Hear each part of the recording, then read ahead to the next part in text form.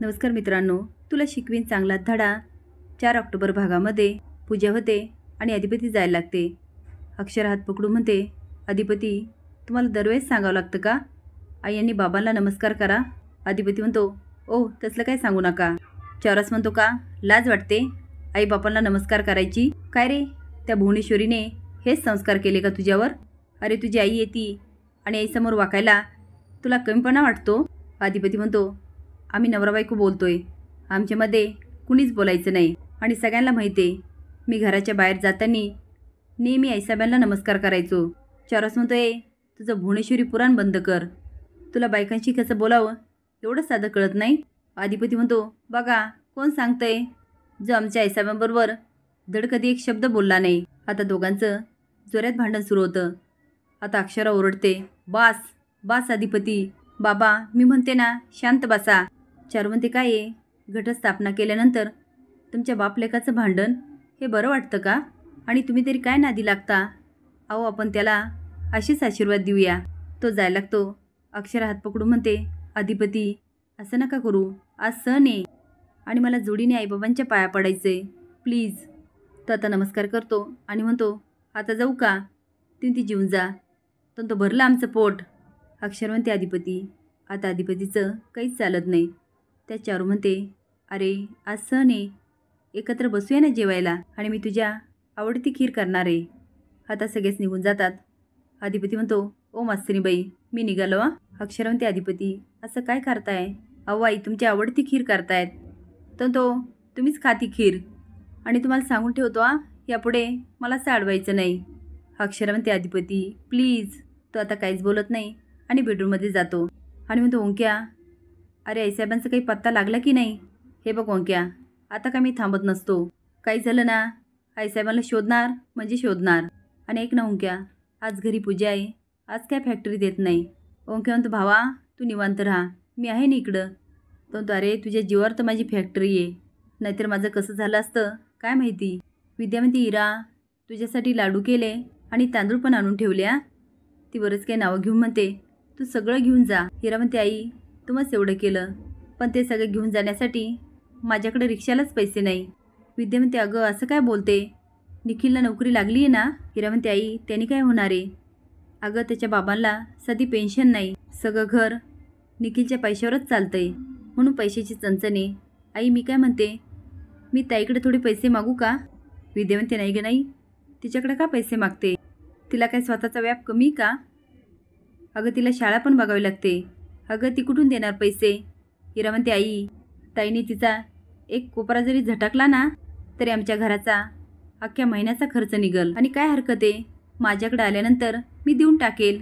विद्या म्हणते, नाही नाही तू अजिबात पैसे मागायचे नाही, मी देते ना तुला पैसे. चारू अधिपतीला म्हणते, खीर घे ना. तो नाही नाही मला नको खीर, मी नंतर खातो हा. ते आता त्याला भरवायला लागते. तो उठत म्हणतो, नको म्हणलं ना, खरंच नको आहे. तेवढ्यात अक्षरा पायऱ्या उतरत असते. चारू म्हणते, अरे टेस्ट तर कर. अधिपती शांतपणे सांगत असतो, अहो खरंच नको. चंचेते आणि लपून ऐकत असते. चारू म्हणते, अरे तुला आवडते ना. तो अहो मी आत्ताच जेवलो, पोटले फुले. तो जायला लागतो. अक्षरा म्हणते, अधिपती खीर खरंच खूप छान झाली, चाखून तर बघा ना. तो अहो पोट आहे, तो काय डबा आहे का उगाचच भरून ठेवायला? तो आता निघून जातो. अक्षरा म्हणते, आई खरंच अधिपती जेवल्यानंतर काहीच खात नाही. ती अक्षरा मी काय लहान आहे का, कळतंय मला सगळं, पण मी काय करू की अधिपती त्याने खुश होईल. मी खूप प्रयत्न करते ग, पण त्याचा काही उपयोगच होत नाही. अक्षरा जाते ना अधिपतीला म्हणते, काय बालिशपणा आहे, तुम्ही नेहमी काय म्हणायचे की बाबा भुवनेश्वरी मॅडमशी कसं वागतायत, मग तुम्ही आता आईंशी कसं वागताय? तर तुम्ही आमची तुलना चारू सूर्यवंशीशी करू नका, त्यांच्यात आणि आमच्यात लय फरक आहे, माहिती आहे ना व. आणि ह्या चारुलता मॅडम काल आल्यात, मला ताई म्हणून काहीच आठवत नाही, शून्य आठवत नाही. माझ्यासाठी ते अनोळखी आहेत, तुम्हीच सांगा त्यांना असं काही करू नका. आणि मला जे नातं आठवत नाही ते तुम्ही माझ्यावर का लादताय? तुम्ही ती अधिपती आठवत नसेल, पण नातं तर आहे ना आणि खरं आहे. तर अहो ते तुमच्यासाठी खरं असेल, आमच्यासाठी नाही बुवा. आमचा आणि त्यांचा काही संबंध पण नाही आणि माझ्या आयुष्यात आल्यामुळे माझ्या आयुष्यात काही फरक पण पडला नाही. त्या घरामध्ये राहिल्या काय आणि नाही राहिल्या काय मला खरंच फरक पडत नाही. अक्षरा म्हणते, अधिपती कसं बोलताय तुम्ही, सख्या आईविषयी बोलताय तर तो तुम्हाला खरंच सांगतो, तोच विषय तुम्ही उगाळत बसू नका. मी हात जोडतो. आमच्यासाठी फक्त आमची आईसाहेब आहे. चंचेतन म्हणते, मम्मी त्या म्हातारीने मला खीरच खाऊन नाही दिली. दुर्गी म्हणते, अगं जा ना, खा ना मग. चंची म्हणते, ती म्हातारी म्हणाली आधी घरच्यांचं नंतर घरगाड्यांचं होऊ दे, नंतर आपण खाऊया. दुर्गी म्हणते, हे आत्तीचं काय करावं ना तेच कळत नाही आहे. चंची म्हणते, तिचं करायचं ना ते नंतर कर, पण माझं आधी काहीतरी कर. घरामध्ये सुगंध पसरलाय पण मला खीरच खाऊ दिली नाही. आणि तिकडे तो अधिपती नको नको म्हणतोय, तरी ती चारूबाई म्हणते, खा बाळा खा बाळा, मला एवढी भूक लागली ना, पण आपल्याकडं कोणी ढुकून पण बघा ना. दुर्गी म्हणते, चंचे आपली किंमत त्यांना दाखवीच लागणार. तुला खीर खायची नवं, चल तुला खीर खाऊ घालते. चारू किचनमध्ये असते. चंची म्हणते, वा काय खिरीचा घमघमाट सुटलाय. चारू म्हणते, आलात तुम्ही, थांबा मी यांना खीर देऊन येते. दुर्गी म्हणते, ही खिरीची वाटी कुठे निघालात?